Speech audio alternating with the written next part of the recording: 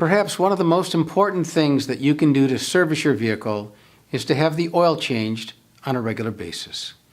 If it's an older vehicle with conventional oil, we recommend every 3 months or 3,000 miles, whichever comes first.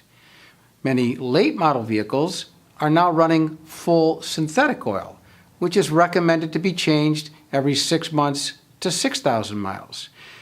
But the importance of an oil change, that's when we have a chance to inspect the vehicle, to look for signs of wear in the tires, to check the belts and hoses, check all the lights, the wiper blades, check and top off all the fluids, inspect the brakes. Just make sure that everything on the vehicle is up to shape.